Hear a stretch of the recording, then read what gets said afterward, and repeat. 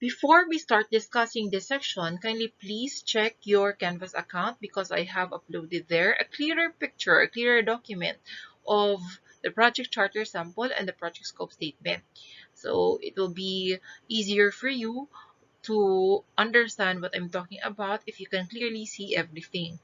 But since uh, it's not possible for me to record my discussion at the same time show you the Microsoft copy of it, I decided to just get the JPEG file and paste it here. I hope that even though with this particular picture, you're still able to see some of it and some of the details in the examples. So let me start. We have here a sample project charter of a Zumba activity which was held last year. You can see the project title, the start date. The start date is not the date when the Zumba activity was done. It's the date that in which the group has already initiating the project. Next, you have the end date, which is February 22. So this is also the date when the Zumba was implemented. But not in all cases, ang imong ibutang end date is also the date ka nag-implement ka sa project mo. Example is, let us say your project is a construction of a house. When you have finished constructing the house, the completion of the house may not be the end of the project because you still have to turn over the house. And once it has been accepted by the owner, that's when you can say, okay, your project is done. That's your project end date. Next, you have the project manager, then you have the project sponsor. The project sponsor here, in their case, well, because it's not company initiated, it's not being backed up by the organization, they look for people to help them finance their expenses. So, amo na sila ang ilang project sponsor. Project need. The project need here, actually, this one should be able to tell the readers kung nga kinanglanon ng amo na iya nga project, nga kinanglanon ang Zumba. Kay damo na Zumba groups. Tapos, ang mga tao needs to be healthy, and Zumba is a great way for a person to stay fit. Zumba is also a good way for you to socialize with other people. And through this particular activity, you can also raise funds since there are already a lot of Zumba groups who might be willing to join your activity. And when they join and when they signify their participation, you can potentially earn or you can potentially raise funds from them if they're willing also to participate in a fundraising Zumba activity. So the project need case specifically tells you lang nga kinanglan na siya. Nga kinanglan ang Zumba. Nga kinanglan ang seminar. Nga kinanglan mag-ubra sang bridge.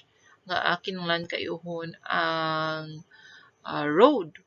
So the project need justifies all of it. Next is the project scope. The project scope should be able to tell you kung ano ang iyang coverage. Let me read what they have written. The scope is to create and organize a Zumba dance party at the new government center on February 22 with more or less 100 participants. It's quite short, but somehow it's giving us already kung ano ang iya nga coverage lang. Anong coverage niya? Dito lang siya sa NGC ang Zumba. Kag taga sa Bacolod, it's gonna be at a new government center. It's gonna be on February 22, and it's gonna be participated by 100 participants only. So, amo na ang iyang scope. So, meaning, it's not telling you nga ang imong mga Zumba party is for everybody. Nga, like 1,000 da masulod bi, amo na siya. Kay, basi karon kung magpasobra ka da, kag wala mo na sa scope, it's gonna take you more, it's gonna make you spend more. So, importante ang scope mo. Kay it has budget implications or resource implications. Your scope will also tell you nga, kung kalabot ka nagali, 100 ka participants, okay, somehow, okay ka na, kay amo na siya ang imuya gin-state gid, kag amo na ang ginaprubahan sang mga sponsors mo, kag sa imuya bilat say, sang imong teacher. Okay, next will be the risks and the issues. Ano ang mga things nga that can potentially hamper the implementation of your project, which is Zumba. A very obvious kida is basi mag-rain. So, uncertainty of weather. Technical difficulties. Okay, you will be needing a they were needing at that time a big sound system. So, amo na siya ang mga risks and issues that they have already foreseen. Health and safety of participants, since it's a physical activity. So, very important gid nga i-acknowledge mo nga risk nga basi karon dira may mapitik kay grabe ang saot, nagpitik ang ugat or whatever. Okay? Number 4, delayed time frame. O syempre kay ang damo pwede nga include dira sa time frame that may include already ang time frame mismo sa project, or maybe ang time mismo sa pag-implement sang Zumba activity considering the Filipino time. Syempre, it says here it's gonna be at wala na sulat, but they started it at 6 p.m. at that time. So if it's at 6 p.m. kag it's gonna start pa at 7 p.m., ano na sila ayhan nga time matapos. So amo na siya ang risgo. You also have here the financials. Budget to complete this project is 14,780. Okay? Diin na nila ginkuha ang 14,780, gin-isip na nila. They had to compute and research tagpila ang renta sang sound system, tagpila ang bayad sa tawong mabantay sa sound system, tagpila ang pagkaon, tagpila ang mga whatever prices that they're gonna be giving for the participants, and ang ilang mga transportation expenses. So you write it there. Before you write the financials, the total amount, you have to study the details of the amount of the expenses. Okay, you also have here the milestone schedule. Remember what I said earlier? The milestone schedule tells us, the readers, kung ano ang mga highlights ng imong activities, kag saan una sila. So, ano ni ang mga milestones nila? Okay? Maybe not really on inquiring at NGC, but maybe getting the approval at NGC ang first, then getting zins, okay? Maybe the selling of the tickets will be another milestone, okay? And tickets getting sold out is another milestone. Okay, why is it very important for them to write the printing, the distribution of the tickets and the selling out of the tickets as part of the milestone schedule? Syempre, it's a Zumba activity for a cause. So, kung wala sila may money nga makuha, Zumba lang na siya nga activity.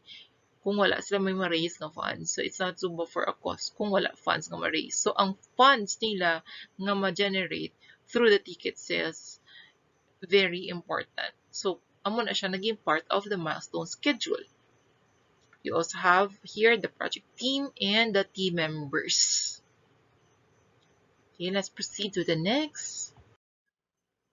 Okay, the second example is a project charter for a breakthrough camp. And you can also see the same things that you have seen in the other example. And the business need tells us why do they need to have a breakthrough camp. Nga kinanglan nila nga may ara retreat ang mga youth that they have identified, specifically the youth who have not yet experienced. Ano gid bala ang gusto nila nga mga matabo? Ano ang kakatabo that push them to propose for this kind of project? So ari diri tanan sa business need. And then you have the project scope. Sino ang ilang participants, pilang edad sa participants, diin ang ilang activity, saan una siya matabo. Okay? And then pila, ano ang mga topics involved in that kind of retreat, or ano activities that's part of their project scope. Then you have the deliverables. Ano gid bala ang ilang i-provide? It should be SMART, specific, measurable, attainable, time-bound, and realistic and time-bound. Okay, in this case, ang ilay nga deliverable, to integrate to all participants a deep understanding of one's self by being aware of their dreams, priorities and values in life. Okay, so in this particular portion, you can be more specific and you can have more measurable ng mga deliverables. Okay, sometimes although this is what you want to happen, but kisada ka budlay siya gali i-measure kay paano mo balaan nga amo ni kakatabo if hindi mo na makita. So the deliverable should be measurable. Ano lagi bala ang obrahon niyo sa inyong nga project? Ano gid bala ang mga activities niyo sa inyong nga project? These are your deliverables.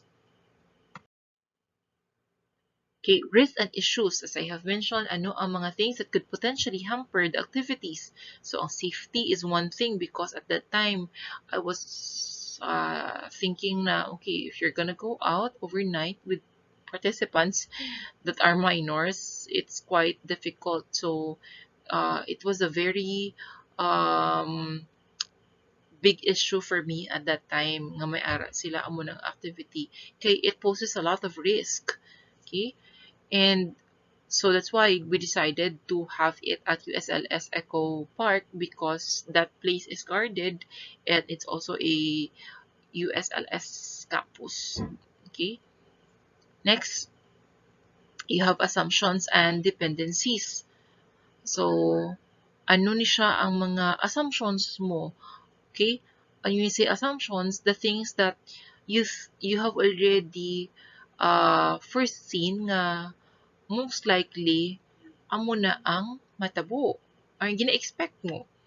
Okay? Example, attendees to be able to incorporate their personal experience and learning from the activity in real life. So, gin-create mo na siya ganing activity para para siguro para mag-change sila sa ilang perspective ang maging faithful sila.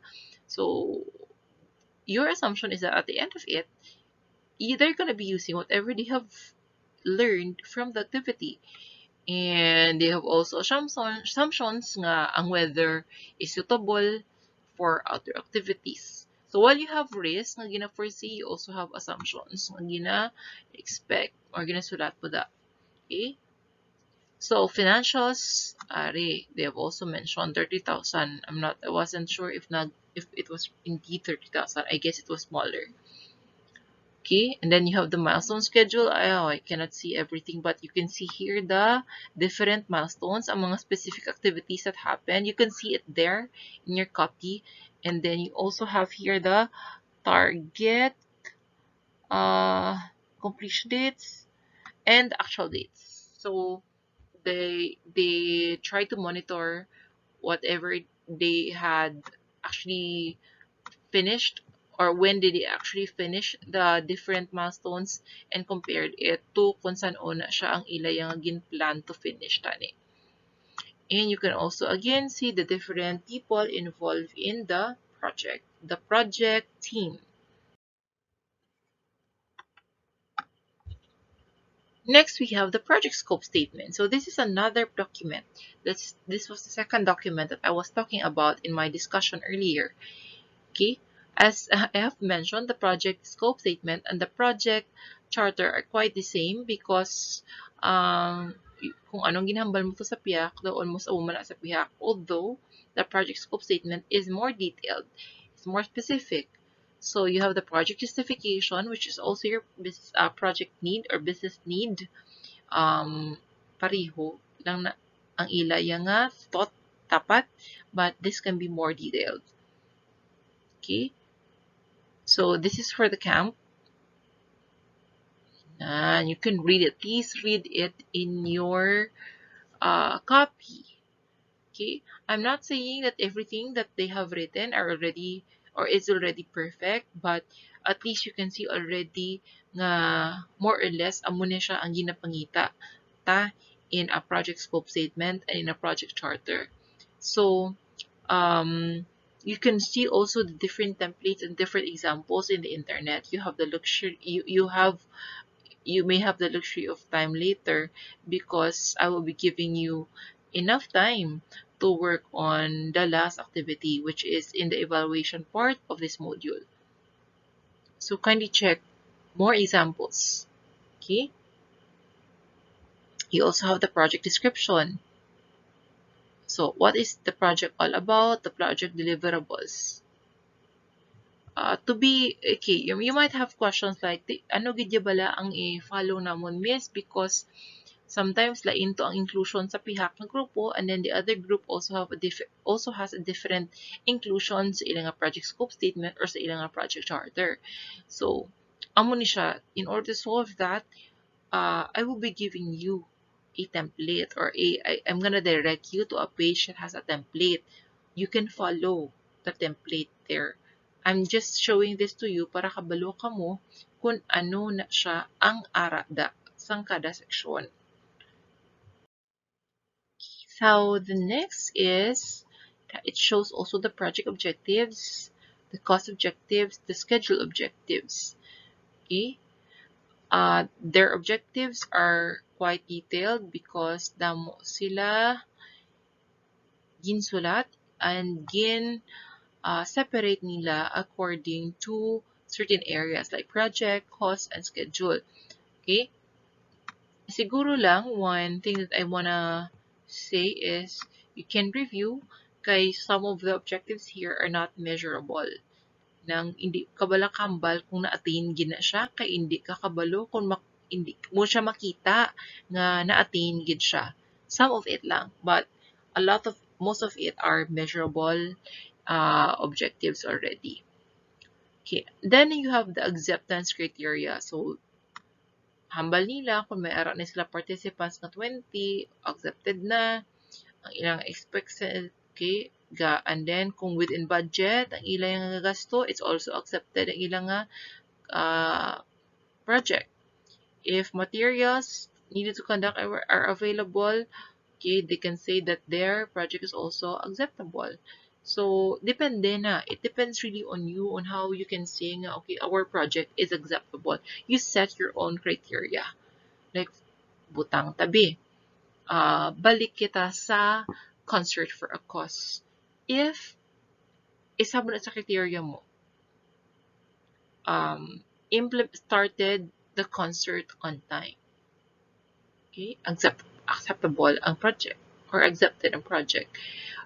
Raised 100,000 pesos. Once ka makalabot ka sa 100,000, then you can say, okay, accepted ang project or successful ang project.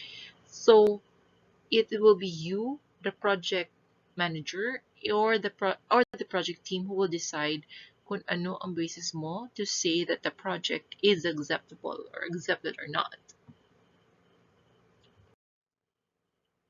Okay, they also mention the constraints, ang mga limitations nila, ang mga ginaproblemahan nila nga limitations.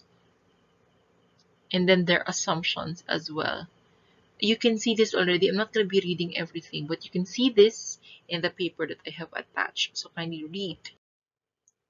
Now, this next example is a project scope statement for the Zumba class. And you can see here the justification, it states the need for the Zumba class and what the Zumba class is all about, the Zumba core, Zumba activity is all about in the product description, and their deliverables, the things that they're going to be doing in the activity, out of scope items, the things that they will not cover in the project objectives, the cost objectives, and schedule objectives are also written, as well as the acceptance criteria, the constraints, anong mga limitations nila, and their assumptions.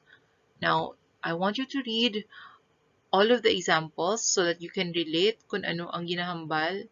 Okay? You can also check other examples in the internet para you can be guided well, especially as you do your next activity in the evaluation stage. Thank you. And we now go to evaluation. Please go to your Canvas account, check your evaluation activity. You can also see there the rubrics. Thank you so much for watching and for listening to our discussion. I'll see you in the next video.